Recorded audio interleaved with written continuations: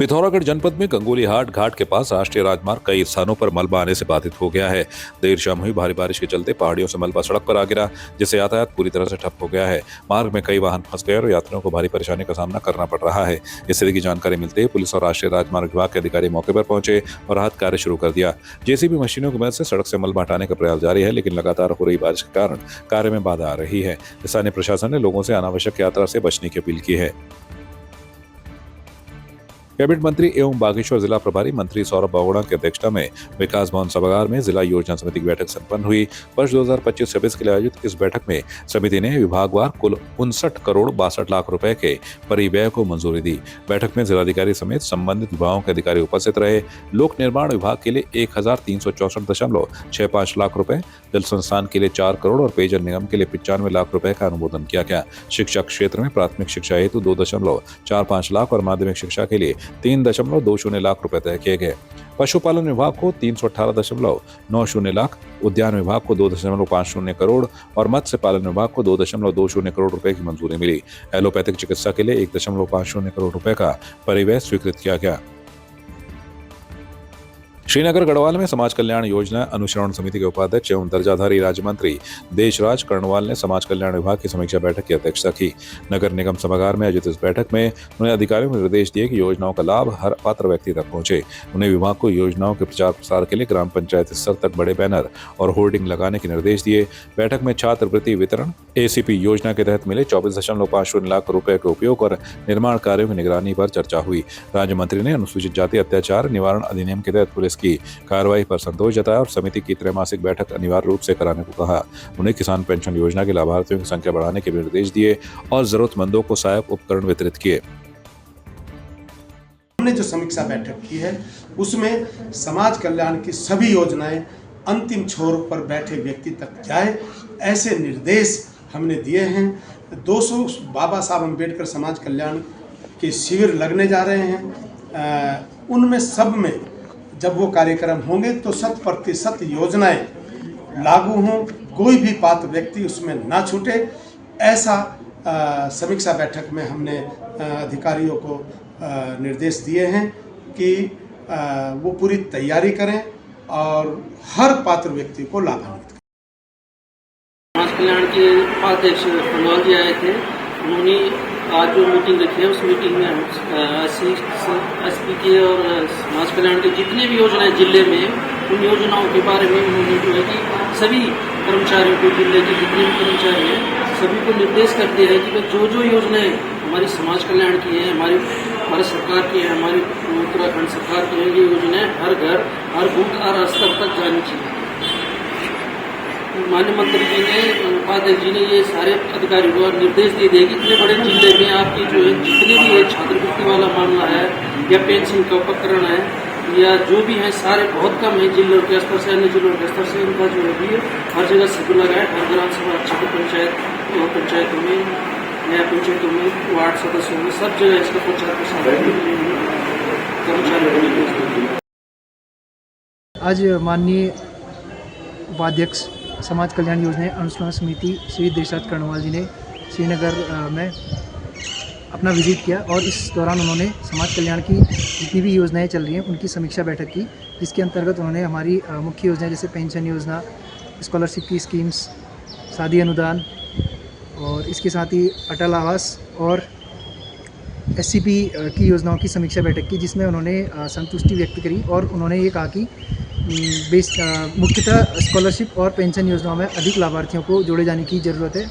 इसके लिए उन्होंने ग्राम स्तर पर एवं ज़मीनी स्तर पर समाज कल्याण विभाग के अधिकारियों एवं कर्मचारियों के साथ ही स्थानीय जनप्रतिनिधियों को भी ये संदेश दिया है कि समाज कल्याण योजनाओं की जो लाभ है वो समाज के अंतिम छोर पर खड़े व्यक्ति को मिल सके। देश की सुरक्षा स्थिति को देखते हुए पिथौरागढ़ जनपद में किसी भी सार्वजनिक या निजी कार्यक्रम में ड्रोन उड़ाने पर पूर्ण प्रतिबंध लगा दिया गया है। जिला प्रशासन और पुलिस ने एक कदम एहतियात के तौर पर उठाया है। पुलिस ने साफ किया है कि अगर कोई व्यक्ति ड्रोन उड़ाता हुआ पाया गया तो उसके खिलाफ सख्त कानूनी कार्रवाई की जाएगी। एसएचओ ललित मोहन जोशी के नेतृत्व में पुलिस टीम आम जनता को ड्रोन प्रतिबंध को लेकर जागरूक कर रही है। पुलिस ने नागरिकों से अपील की है कि उनके पास कोई व्यक्ति ड्रोन उड़ाते हुए नजर आए तो तुरंत पुलिस को सूचना दे। यह प्रतिबंध आम जनता की सुरक्षा और क्षेत्र में शांति बनाए रखने के लिए जरूरी कदम बताया गया है। हवाई पट्टी क्षेत्र के आसपास रहने वाले सभी व्यक्तियों को सूचित किया जाता है कि हवाई पट्टी के आसपास ड्रोन उड़ाना पूर्णतः प्रतिबंधित है। वर्तमान परिप्रेक्ष्य के दृष्टिगत किसी भी अवसर पर, शादी ब्याह या बर्थडे पर ड्रोन उड़ाना पूर्णतः प्रतिबंधित किया गया है। यदि कोई भी व्यक्ति किसी भी अवसर पर ड्रोन उड़ाता पाया गया तो उसके खिलाफ वैधानिक कार्रवाई की जाएगी। भारतीय सेना के चलाए गए ऑपरेशन सिंदूर के पहले चरण की सफलता ने पूरे देश को गौरव का एहसास कराया है। उत्तराखंड के पूर्व मुख्यमंत्री हरीश रावत ने इस ऑपरेशन की खुलकर सराहना करते हुए कहा कि सेना ने जिस सटीकता और रणनीति से आतंकियों के ठिकानों को निशाना बनाया, उसने बड़े आतंकी संगठनों की कमर तोड़ दी है। पूर्व मुख्यमंत्री हरीश रावत ने कहा कि यह कार्रवाई पाकिस्तान और उसकी सेना के लिए एक बड़ा सबक है, जो उन्हें आने वाले वर्षों तक इस तरह की हरकतों से पहले सोचने पर मजबूर करेगी। उन्होंने भारतीय सेना को बधाई देते हुए कहा कि ऑपरेशन सिंदूर ने यह स्पष्ट कर दिया है कि भारत अब आतंकवाद को किसी भी सूरत में सहन नहीं करेगा, चाहे वो सीमा पार से हो या देश के भीतर से। अपनी सेना को बहुत शाबाशी देते हैं, उनके शौर्य पराक्रम को प्रणाम करते हैं और उन्होंने जितने सटीक तरीके से आतंकी ठिकाने ध्वस्त किए हैं तीनों आतंकी संगठनों के, उससे आतंकवाद की कमर पर चोट। अब प्रश्न है आतंकवाद को नष्ट करने का। सिंदूर, ऑपरेशन सिंदूर का पहला चरण सफल हुआ, लेकिन जैसा गृहमंत्री जी, रक्षा मंत्री जी ने भी कहा है और सारा देश महसूस करता है कि जब तक आतंकवाद नष्ट न किया जाए पाकिस्तान में, तब तक फिर से उभर करके स्थितियाँ 5-10 साल के बाद फिर वही स्थितियाँ आएंगी। और पाकिस्तान को भी सबक सिखाना, वहाँ के आर्मी एस्टेब्लिशमेंट को। दुनिया के अंदर अधिकांश देश ऐसे हैं जिनके देशों की आर्मी है और पाकिस्तान में आर्मी का देश है, देश पीछे, आर्मी पहले हो जो है, तो इसलिए उनको भी सबक सिखाना जरूरी है। वहाँ की आर्मी प्रारंभ से ही हिंदुस्तान के साथ घृणा पर उनकी सोच आधारित है, उनके कदम आधारित है। और घृणा से कोई पनपा नहीं, जिससे किसी से घृणा की वो पनपा रही, और इसीलिए आज पाकिस्तान का बिखराव हो रहा है। हमें दुख है कि पाकिस्तान का बिखराव हो रहा है, लेकिन उसका बिखराव निश्चित है और उनके अपने कर्मों से, पाकिस्तान के राजनीतिक एस्टेब्लिशमेंट के भी और मिलिट्री एस्टेब्लिशमेंट के भी अपने कर्मों से स्थिति। विश्व हिंदू परिषद और बजरंग दल ने खटीमा में आयोजित प्रेस वार्ता में जानकारी दी कि 12 मई की रात 9 बजे से 13 मई की सुबह 6 बजे तक श्री गौरी शंकर महादेव मंदिर, नौगांवा ठग्गू खटीमा में देवी महामाया निकुंबला प्रतिज्ञा का विशेष यज्ञ आयोजित किया जाएगा। इस यज्ञ का मुख्य उद्देश्य वर्तमान भारत पाक युद्ध के दौरान भारतीय सैनिकों की सुरक्षा और विजय की कामना करना है। आयोजकों ने बताया कि खटीमा के विभिन्न सामाजिक संगठनों से कम एक प्रतिनिधि इस यज्ञ में भाग लेंगे। विश्व हिंदू परिषद और बजरंग दल ने सभी श्रद्धालुओं से अपील की है कि वे इस राष्ट्र सुरक्षा हेतु हो रहे धार्मिक अनुष्ठान में भाग लेकर अपने कर्तव्य का निर्वहन करें। भारत और पाकिस्तान का एक अघोषित युद्ध चल रहा है।